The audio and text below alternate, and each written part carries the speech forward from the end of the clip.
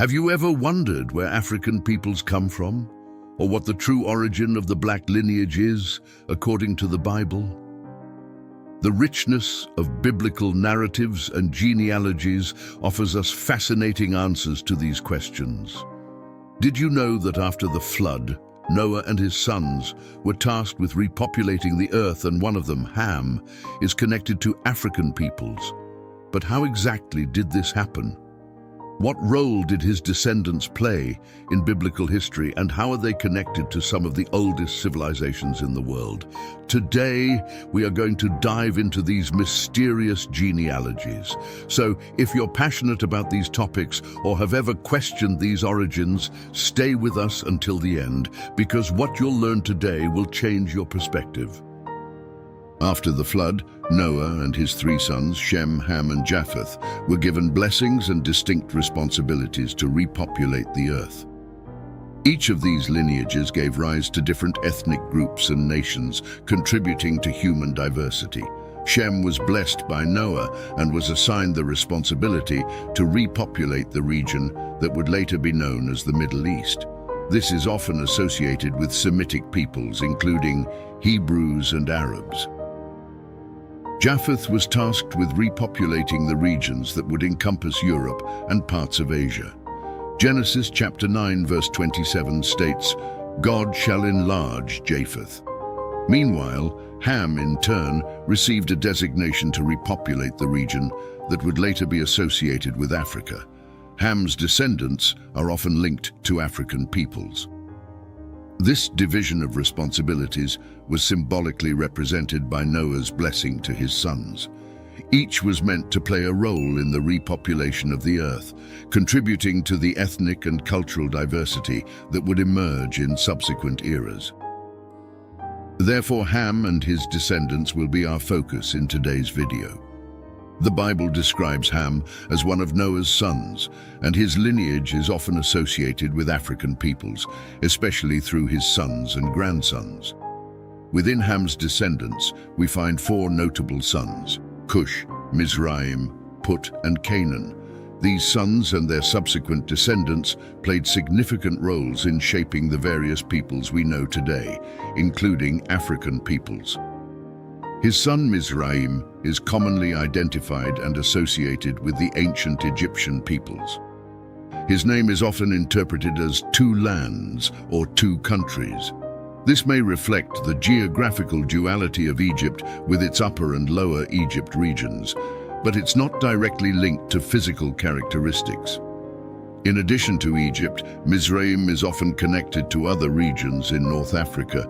Mizraim's influence extends not only geographically, but also culturally, contributing to the rich traditions and civilizations that developed along the banks of the Nile River. His descendants were responsible for shaping one of the most notable civilizations in history, ancient Egypt. Egyptian culture had a lasting impact, not only in its region, but also in interactions with other civilizations over time. On the other hand, Put is associated with certain African regions, but the exact identification is less clear. Some scholars suggest that Put may be related to the peoples of the Horn of Africa region. However, the biblical references to Put are less detailed compared to other lineages. His son Canaan, although often mentioned in the Bible, is not considered the ancestor of African peoples, but rather of the Canaanites, who inhabited the Middle Eastern region. This is an important distinction to avoid misunderstandings when addressing genealogy and to avoid undue generalizations about African peoples. An important account about Canaan is recorded in the book of Genesis, chapter 9, verses 20 to 27. The narrative begins with Noah, who after the flood planted a vineyard, and upon drinking wine became drunk and uncovered himself inside his tent. Ham, his son, saw Noah's nakedness and told his brothers Shem and Japheth, who were outside the tent. Unlike Ham, Shem and Japheth decided to respect their father's dignity. So they took a garment, laid it across their shoulders, and walked backward with their faces turned the other way, so they would not see their father's nakedness. The next morning, when Noah awoke from his drunkenness, he learned of what had happened and, angered, pronounced a curse on Canaan, his grandson Ham's son. "Cursed be Canaan, the lowest of slaves will he be to his brothers. Blessed be the Lord, the God of Shem. May Canaan be the slave of Shem. May God extend Japheth's territory. May Japheth live in the tents of Shem, and may Canaan be the slave of Japheth." Here it is worth making some important clarifications. First, it is crucial to emphasize that the curse was not directed at Ham, the father of Canaan, but at Canaan, Noah's grandson. The second point is that by this point in the video, I already deserve your like and subscription to the channel, as this will motivate us to bring more quality content. The third point, and most important, is that the curse of Canaan is often misunderstood and wrongly associated with African peoples. It's worth noting that Noah pronounced a curse upon Canaan, saying that he would be a servant to his brothers. This specific curse was directed at Canaan, not all African peoples. Canaan was a descendant of Ham, but the curse did not extend to all of Ham's descendants, let alone all African peoples. This misinterpretation has led to historical misconceptions, such as the justification of slavery based on false claims of divine curse.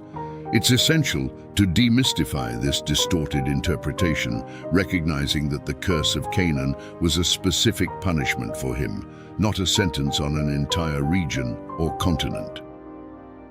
The Bible does not support the idea that the curse of Canaan justifies discriminatory treatment or the inferiority of any ethnic group. The correct interpretation should be based on an understanding of the cultural and historical context of the biblical narrative, avoiding unfair generalizations about African peoples or any other ethnic group. Finally, we have Cush, the firstborn son of Ham and grandson of Noah.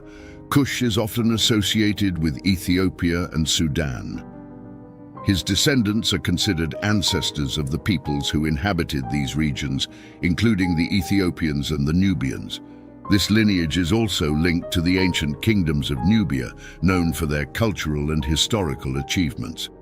The name Cush, in turn, has been related to the idea of black skin or black people. The meaning of the name may indicate distinct physical characteristics, including the dark skin tone that is often associated with African peoples. Cush is also known for having begotten Nimrod. Chapter 10 of Genesis highlights, Cush also begot Nimrod. He began to be a mighty one on the earth. He was a mighty hunter before the Lord. Therefore it is said, like Nimrod, the mighty hunter before the Lord. And the beginning of his kingdom was Babel, Erech, Akkad, and Calneh in the land of Shinar. From that land he went to Assyria and built Nineveh, Rehoboth, Ar, Calah, and Resen between Nineveh and Calah, that is the principal city. The city of Babel in particular became a significant center in biblical history. The book of Genesis recounts that the people led by Nimrod decided to build a tower that would reach the heavens, known as the Tower of Babel. This ambitious undertaking was interpreted as an attempt to challenge divine authority. Therefore, God intervened by confusing the language of all the inhabitants of the city, resulting in the cessation of construction, the dispersal of people throughout the world, and the multiplicity of spoken languages. These meanings of the names of the sons of Ham provide a basis for interpretations about the physical characteristics of the peoples associated with these biblical lineages.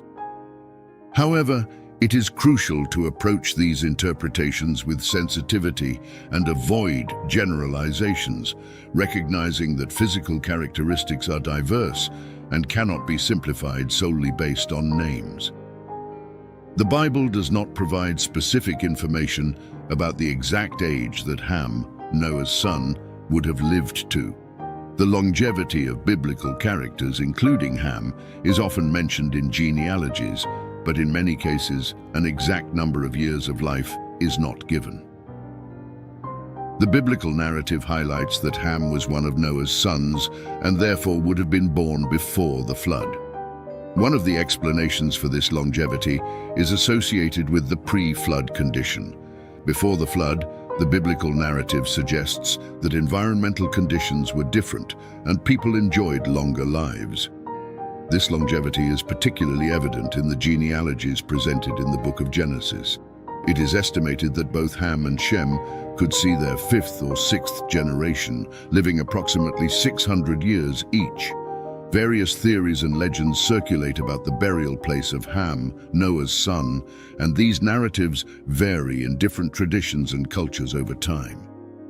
It is important to emphasize that these stories lack a solid basis in historical or archaeological evidence. In some traditions, it is speculated that Ham was buried in the region of Africa, more specifically in Sudan or Ethiopia. This idea is often related to Ham's association with African peoples in the Bible.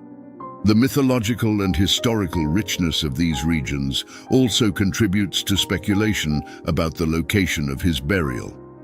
Another theory proposes that Ham was buried in Egypt. This suggestion may be linked to the historical connection between Egypt and African peoples, as well as the elaborate funerary traditions of ancient Egypt. Many mythological and historical figures have been associated with tombs in the context of this ancient civilization. The Book of Jubilees reveals intimate details of Ham's life and his strong disapproval of his youngest son, Canaan's choices. Canaan boldly decided to settle in the lands of Shem, which would later become Israel. Ham, accompanied by his sons, did not hesitate to rebuke Canaan for his imprudent decision. The disapproval was profound, as Ham, Mizraim, and Kush instructed Canaan to leave those lands and go to the region designated for Ham's descendants, the mysterious Africa.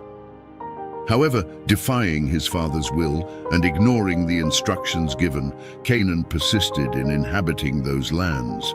This disobedience cast a shadow over family relations, creating a narrative marked by tensions and decisions that would shape the destiny of the lands among Noah's descendants. Another curious detail brought in the Book of Jubilees is that Ham was responsible for the founding of the first city after the flood, named Nael.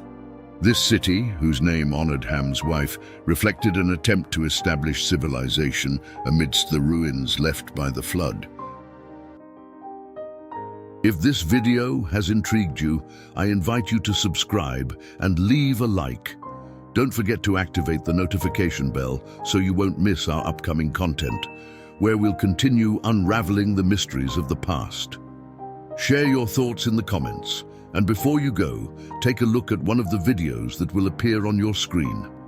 God bless you, and let's continue discovering together the secrets of the past that have shaped our present. See you next time.